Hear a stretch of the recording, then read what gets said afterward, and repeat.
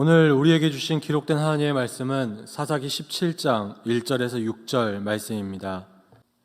제가 봉독하겠습니다. 에브라임 산지에 미가라 이름하는 사람이 있더니 그의 어머니에게 이르되 어머니께서 은 1,100을 잃으셨으므로 저주하시고 내 귀에도 말씀하셨더니 보소서 그 은이 내게 있나이다. 내가 그것을 가졌나이다 하니 그의 어머니가 이르되 내 아들이 여호와께 복받기를 원하노라 하니라.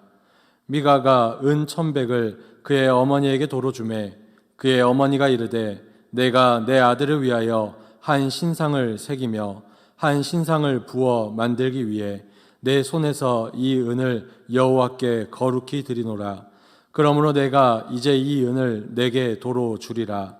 미가가 그 은을 그의 어머니에게 도로 주었으므로 어머니가 그 은 200을 가져다 은장색에게 주어 한 신상을 새기고 한 신상을 부어 만들었더니 그 신상이 미가의 집에 있더라.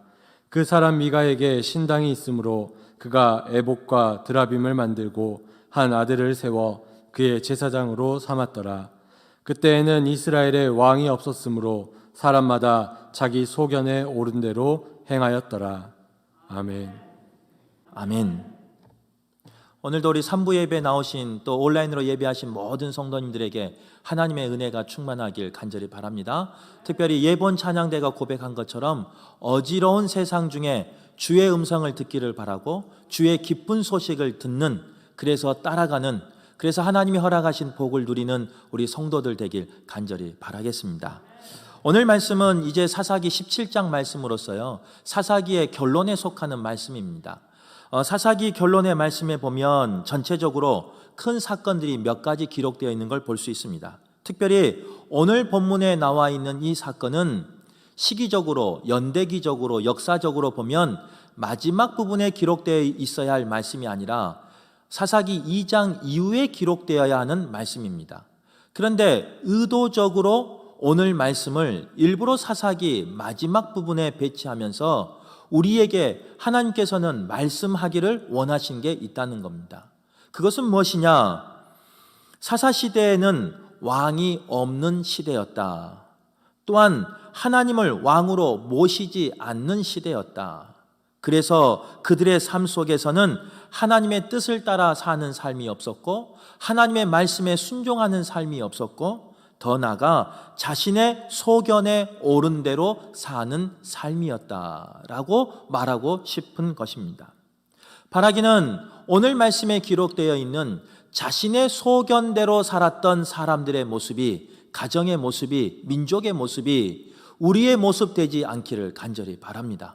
바라기는 하나님의 뜻을 따라 준행하며 살아가는 저와 여러분 되시길 간절히 바랍니다. 그렇다면 오늘 본문에서 말하고 있는 자기 소견에 오른 대로 살아갔던 사람들은 과연 누구인가? 그 첫 번째는요, 미가의 가정이라는 겁니다. 오늘 1절 말씀은 에브라임 지역에 미가라는 사람이 살았다라는 걸로 시작하고 있는 걸 볼 수 있습니다. 그러면서 쭉 읽어보면요, 미가의 어머니에 대한 이야기가 나옵니다. 미가의 어머니는 부자였던 것 같아요. 은 1,100을 가지고 있을 정도로 부자였습니다. 미가 어머니는 그런 부유한 삶 속에서 사랑하는 아들 미가가 여호와만 섬기며 복을 받기를 원하는 마음으로 그 아들의 이름을 미가라고 지었습니다. 그런데 그런 복이 많았던 미가의 집에 무슨 일이 일어나느냐? 어머니가 가지고 있었던 은 1,100을 잃어버린 사건이 생기게 됩니다. 어머니는 자신이 가지고 있는 재산을 도적질 당했기 때문에 그 도둑을 저주하는 일이 일어납니다. 물론 성경에는 저주의 내용은 나오지 않습니다. 그런데 그 저주가 참 심한 저주였던 것 같아요.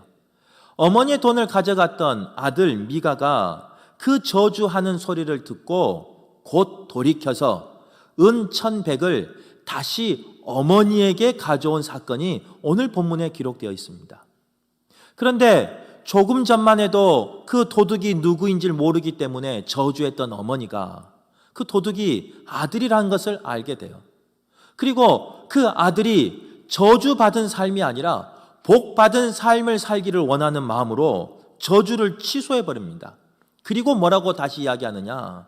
우리 아들이 복 받기를 원한다라고 하면서 그 예물의 그 찾은 재물의 일부를 하나님 앞에 드리기를 다짐한 것을 볼 수 있습니다. 그런데 오늘 본문에 보면 이상한 사건이 나와요. 왜 그러느냐? 어머니가 아들이 도둑질을 했으면요, 그의 죄에 대해서는 책망하고 회개할 수 있는, 돌이킬 수 있는 기회를 주었어야 돼요. 그것이 하나님의 뜻이에요. 사람은 미워하진 않지만 죄는 미워하라고 하셨기 때문에 죄에 대해서 분명한 책망이 있어야 됐어요. 그런데 어머니는 사랑하는 아들이기에 책망보다는 도리어 축복하는 것을 볼 수 있습니다. 미가의 어머니는 하나님의 뜻보다 자신의 옳은 소견을 따른 것을 볼 수 있습니다.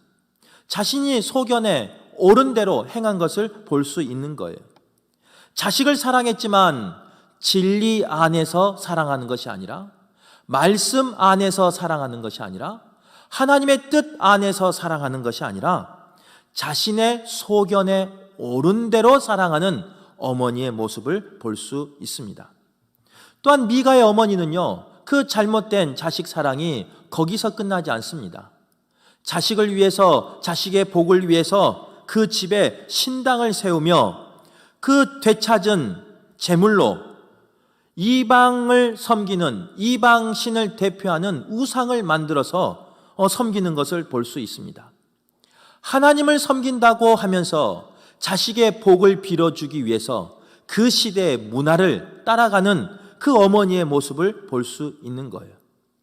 또한 그 당시에 실로에 하나님의 성소가 있어서 실로에 가서 하나님께 예배하며 하나님께 제사하는 게 맞는데, 자신이 가지고 있는 부유함 때문에, 자신이 가지고 있는 재력과 능력 때문에 실로까지 가지 아니하고 자신의 집안에 성소를, 신당을 만든 것을 볼 수 있습니다.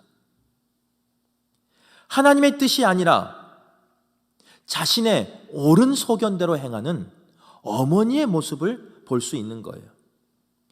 이제 신당을 세웠으니까, 이제 지금으로 말하면 교회를 세웠으니까요, 교회에서 예배를 인도한 제사장이, 목회자가 필요한 거죠. 아무리 찾아도 없어요. 그래서 누구를 시키느냐? 자격되지 않은 자신의 아들을 제사장으로 세웁니다. 그런데 어느 날 그곳을 지나가는 레위인 한 청년을 만나게 돼요.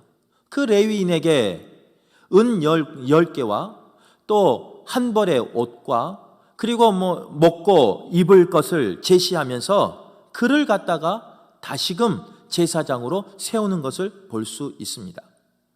그런데 그 레위인을 제사장으로 세울 때 그의 마음은 이런 마음이었어요.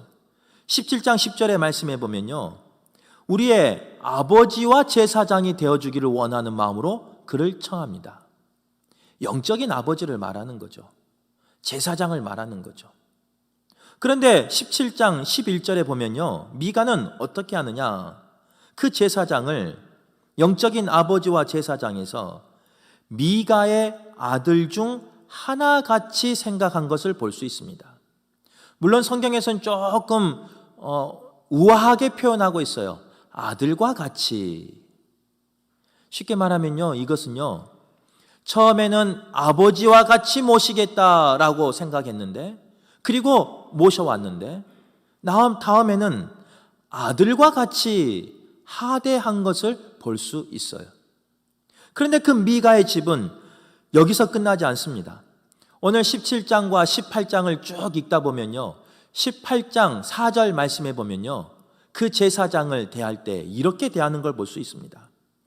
고용하여 자기 제사장으로 삼는 것을 볼 수 있습니다. 하나님께서는 분명히 레위기 3장 12절 말씀에 레위인은 하나님이 선택하였다라고 말씀하고 있습니다. 그러면서 레위인은 내 것이라, 하나님의 소유다라고 분명히 이야기하고 있습니다. 그런데 미가의 가정은 뭐라고 말하고 있느냐? 그 하나님의 소유된 그 제사장을 자기의 제사장으로 부르는 것을, 자기의 제사장으로 삼는 것을 볼 수 있어요. 그리고 처음은 영적인 아버지로 모셨던 그 모습이 이제는 고용인으로 보는 모습이 이 미가의 가정의 모습이라는 겁니다. 하나님에게 속한 사람을 자기의 소견에 오른 대로 자신의 소유로 만들어버린 그 가정이 바로 미가 가정이라는 거예요. 하나님의 뜻이 아닌 자기의 소견에 오른 대로 살아갔습니다.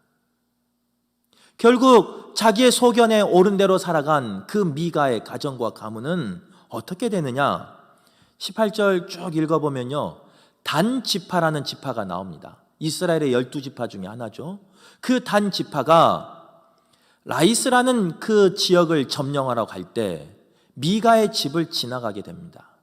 그런데 그 미가의 집에 있었던 모든 소유를, 그리고 미가의 가정에서 자랑했던 제사장까지 다 데려가는 것을 볼 수 있습니다. 미가의 가정은 자기의 옳은 소견대로 살다가 결국은 망해버리고 결국은 사라져버린 것을 볼 수 있어요. 바라기는 우리의 가정이, 우리의 개인의 신앙이 하나님의 뜻을 따라, 하나님의 소명과 사명을 따라 살기를 간절히 바랍니다. 절대로 우리의 삶이 나의 옳은 소견으로, 나의 소견으로 살아가는 그런 분들 되지 않기를 간절히 바라겠습니다. 두 번째로 자기의 소견에 옳은 대로 살아갔던 사람은 누구냐? 레위인 요나단이라는 사람입니다. 오늘 읽지는 않았지만 7절 말씀부터 읽어보면요, 그 영적인 퇴보가, 또 영적인 쇠락이 한 개인이나 가정에서 끝나지 않는 것을 볼 수 있습니다. 어디까지 영적인 그 퇴보가 이어지느냐? 제사장, 어떻게 보면 요즘 말하면 목회자까지 이어지는 걸 볼 수 있어요. 7절 말씀 이하에 보면요, 베들레헴에 거주한 한 청년이 등장합니다. 그 청년은 레위인이었어요.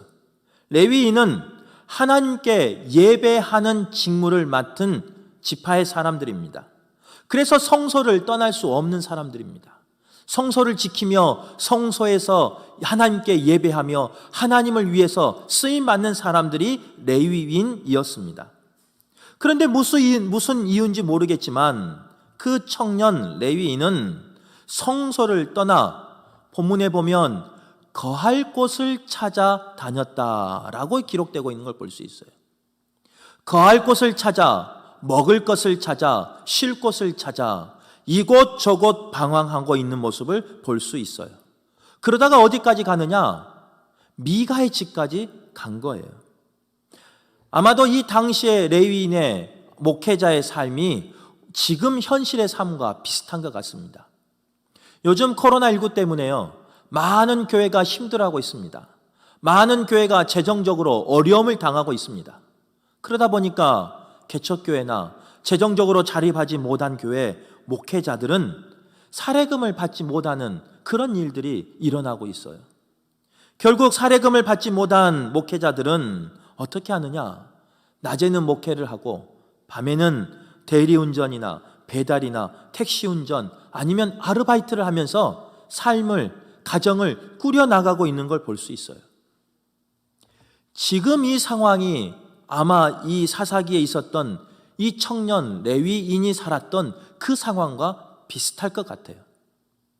그런 어려움 때문에 레위인은 이곳저곳 찾아다니다가 미가의 가정에 이르는데, 미가의 가정에 이르니까 그 미가의 가정으로부터 좋은 조건의 제시를 받습니다. 연봉에 해당하는 금 10과 보너스에 해당하는 옷 한 벌과 또 숙식을 제공한다는 그런 제시를 받아요. 그리하여 미가는요, 하나님의 성소를 섬겨야 하는 제사장을 자신의 개인의 제사장으로 만든 것을 볼 수 있어요. 하나님의 성전을 섬기며 하나님의 말씀을 대언하며 선포해야 할 그 제사장을 자신의 가정의 복을 위해서, 자신의 가정의 자녀와 후손의 복을 위해서 개인의 제사장을 만들어 버렸다는 거예요. 그는 자신에게 주어진 그 제사장은 자신에게 주어진 거룩한 직분을 망각해버리고 사람이 듣기 좋아하는 그런 애언을 하는 제사장이 되어버렸습니다. 하나님의 뜻을 전하는 것이 아니라 자신의 소견에 옳은 대로 행하는, 자신의 소견에 옳은 대로 전하는 그런 제사장이 되어버렸다는 거예요. 그런데 그 제사장의 잘못은 여기서 끝나지 않습니다. 조금 더 읽어보면요, 18장에 가면 무슨 이야기가 나오느냐. 단 지파가 라이스로 올라가면서 그 미가의 집을 들립니다. 그런데 그 미가의 집을 들려서 그 청년 제사장에게 조건을 겁니다.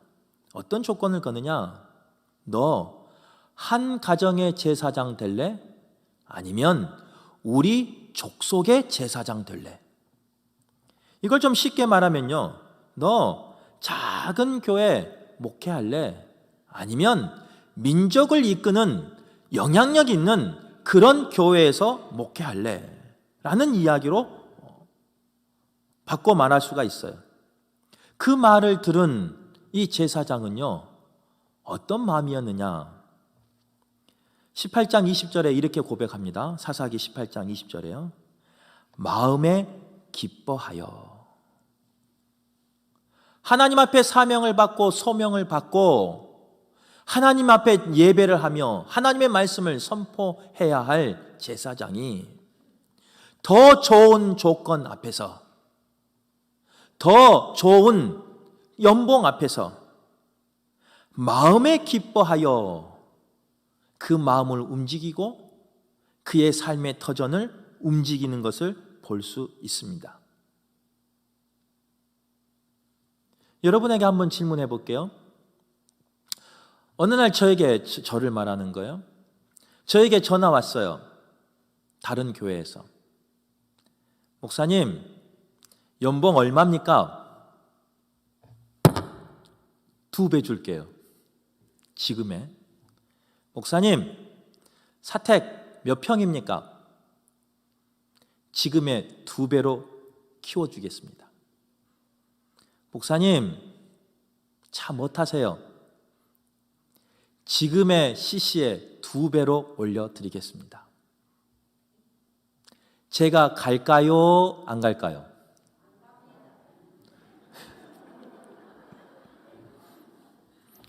그 남의 아들이라고 그렇게 함부로 말씀하지 마시고 입장 바꿔 한번 생각해 보세요. 내 아들이, 내 남편이 어디서 제안을 받아요? 2배의 연봉, 2배의 집, 2배의 능력, 2배의 권위를 받아요.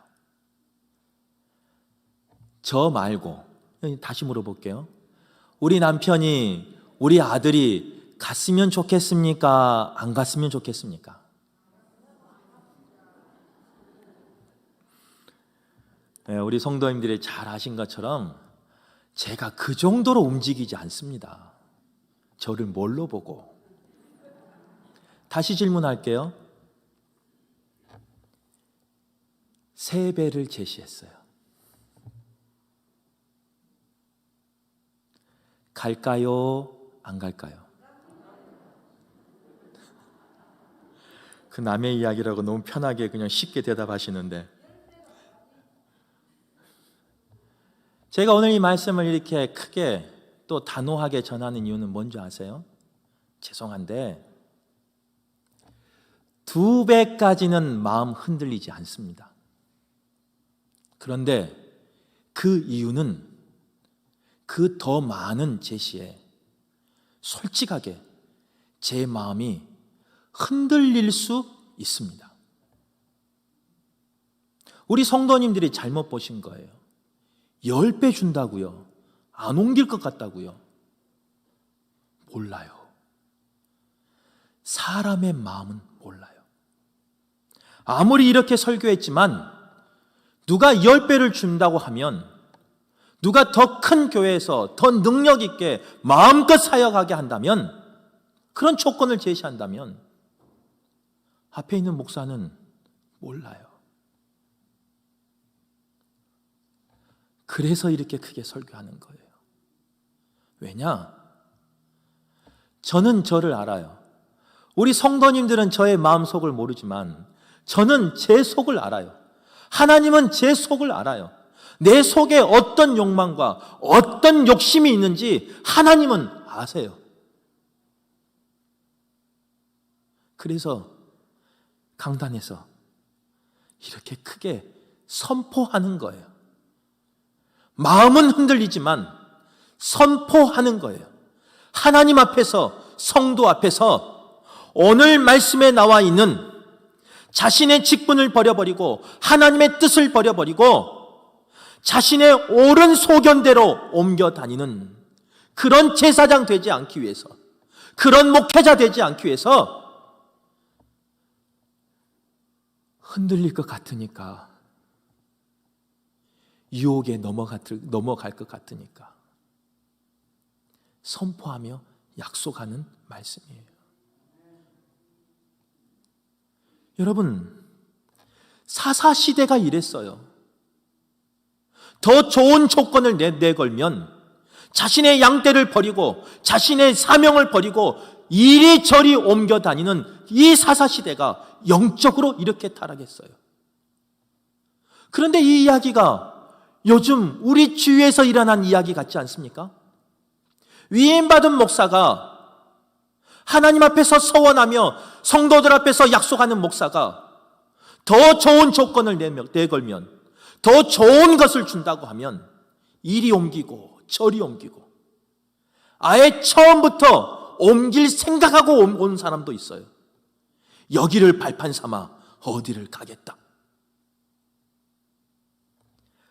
오늘 말씀은 사사시대에 살고 있었던 그 제사장을 향해서 분명히 말하고 있습니다. 동일하게 이 시대를 살고 있는 많은 목회자들에게 분명히 말씀하고 있습니다.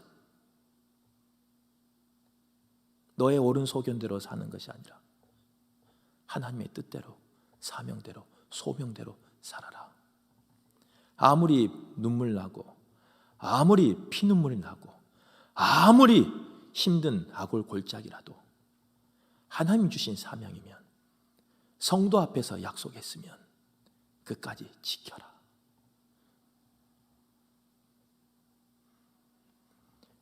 제가 그런 목회자 되길 간절히 소망합니다.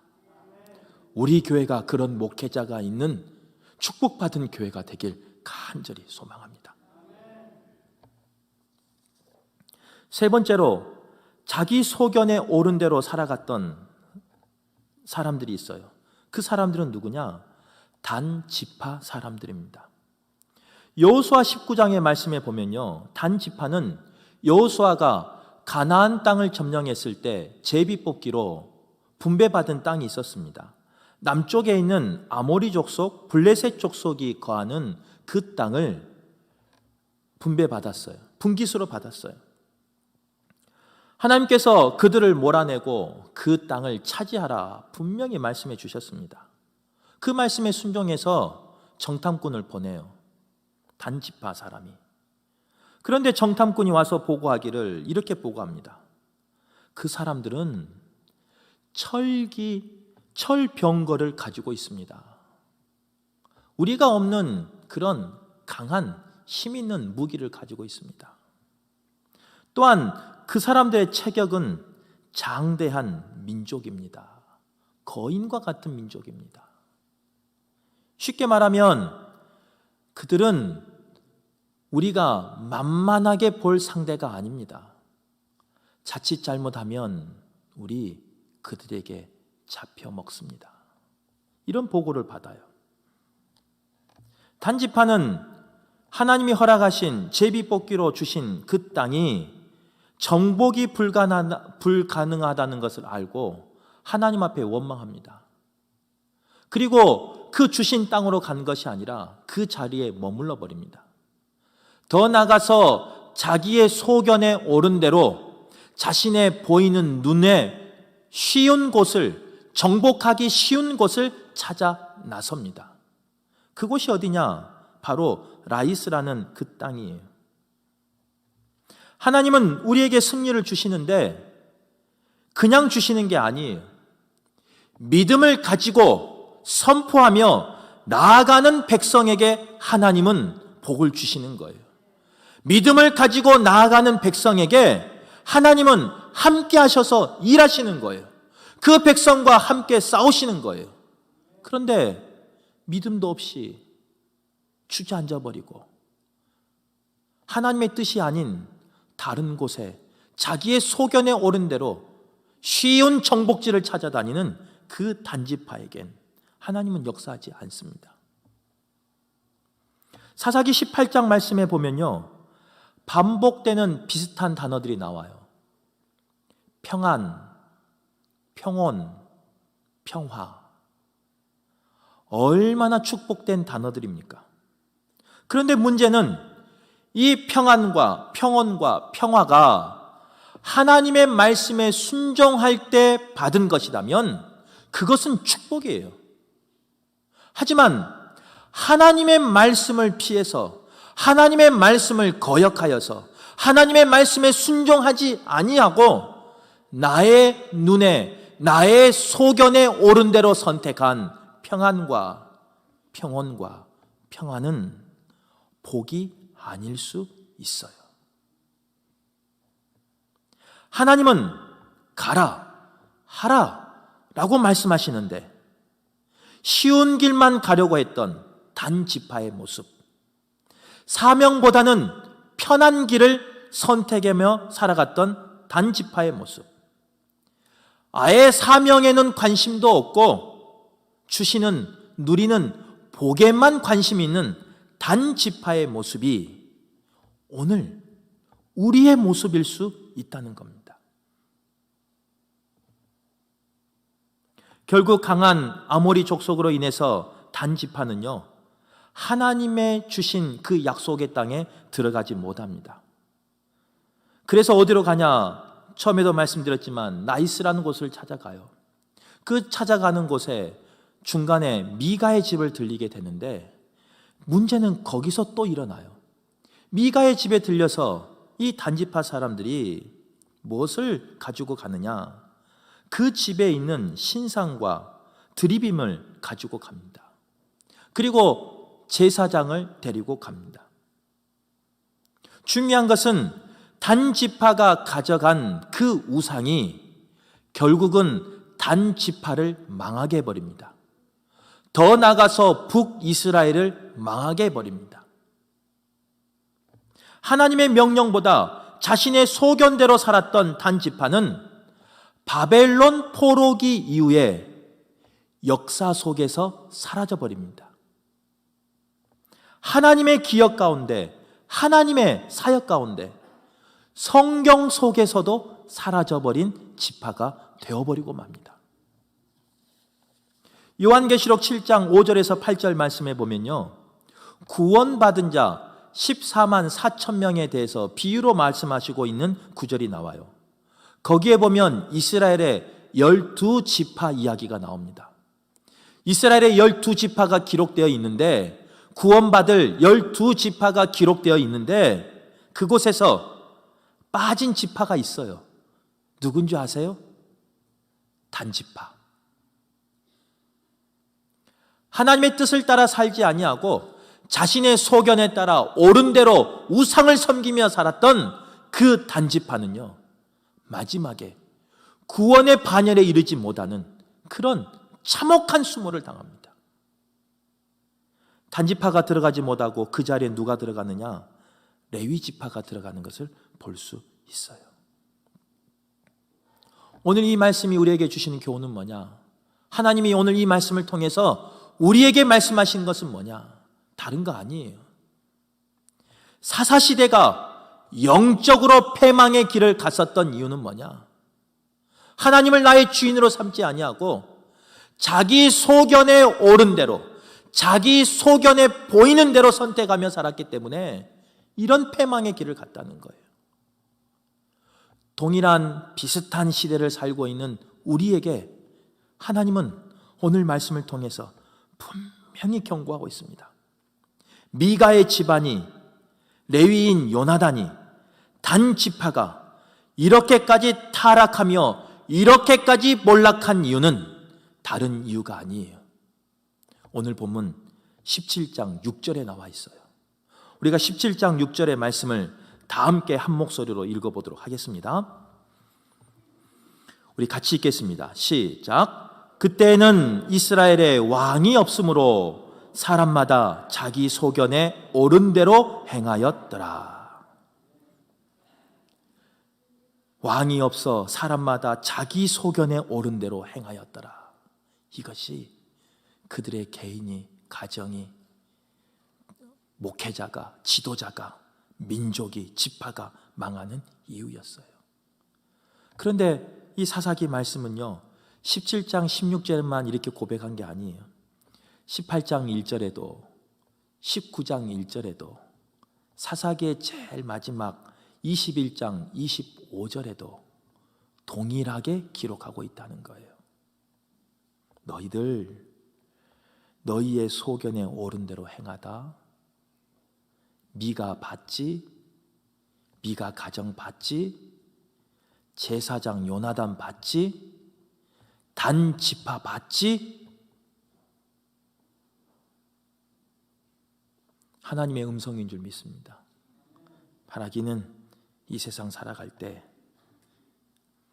나의 옳은 소견대로 살아가는 것이 아니라 하나님 주신 소망과 소명과 사명을 붙잡고 하나님의 뜻대로 살아가는 저와 여러분 되시길 간절히 바랍니다. 그래서 끝까지 기억되는 분 되시기를 바라고 끝까지 선택받아 쓰임받는 우리 성도들 되길 간절히 바라겠습니다.